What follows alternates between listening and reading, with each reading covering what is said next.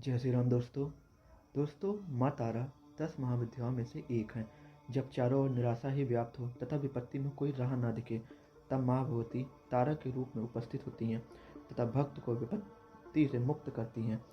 देवी तारा को सूर्य प्रलय की अधिष्ठात्री देवी का उग्र रूप माना जाता है। तांत्रिक साधकों के लिए माँ तारा की उपासना सर्व सिद्धिकारक माना जाता है। माँ तारा के प्रमुख 3 रूप हैं, क्रमशः उग्र तारा, एका जटा, नील सरस्वती देवी हैं। इन्हें महातारा के नाम से भी जाना जाता है। देवी तारा शत्रुओं का नाश करने वाली, सौंदर्य और रूप ऐश्वर्य की देवी हैं।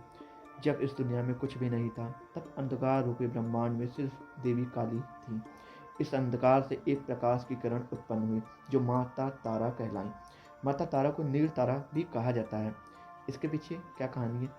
पौराणिक कथा के अनुसार जब समुद्र मंथन हो रहा था, तो सागर से अनेक वस्तुएं निकल रही थीं, परंतु जब विष निकला तब तीनों लोग संकट में पड़ गए। इसके बाद देव दानवों तथा ऋषि मुनियों ने भगवान रुद्र से रक्षा की प्रार्थना की। शिव जी ने विष को पी लिया और अपने कंठ में धारण कर लिया। भगवान शिव जी का कंठ विष के कारण नीला हो गया। माता पार्वती ने भगवान शिव के अंदर समाहित होकर विष को अपने प्रभाव से हीन कर दिया, परंतु विष के प्रभाव से माता का शरीर भी नीला पड़ जाता है। इस कारण माँ नील तारा के नाम से भी जानी जाती हैं।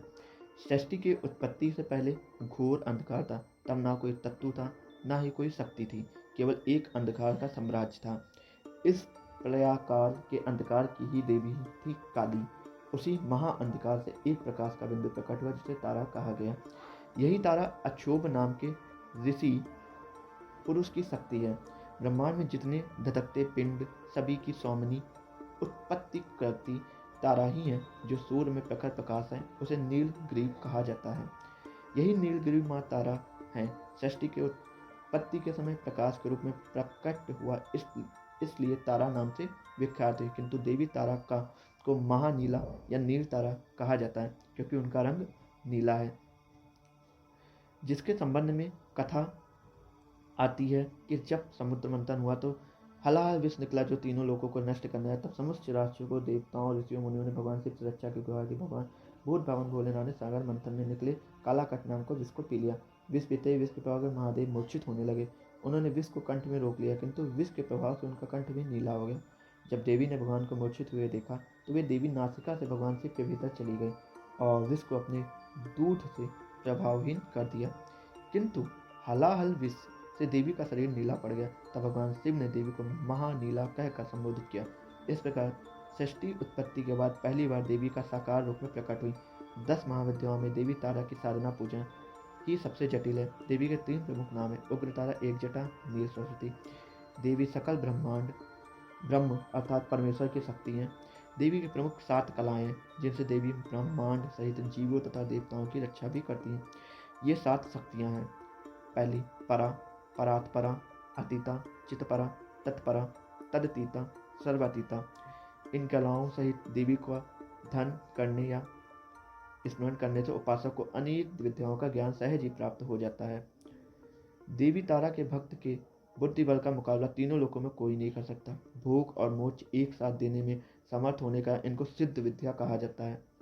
देवी तारा की ही अनेक सरस्वतियों की जननी है, इसलिए इनको नील सरस्वती कहा जाता है। देवी का भक्त प्रखरतम बुद्धिमान हो जाता है, जिस कारण वो संसार और सृष्टि को समझ जाता है और अक्षर के भीतर का ज्ञान ही तारा विद्या है। भव सागर से तारने वाली होने के कारण देवी को तारा कहा जाता है।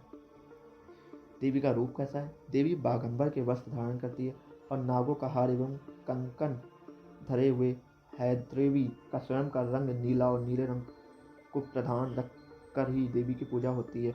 देवी तारा के 3 रूपों में से किसी भी रूप की साधना बना सकती है।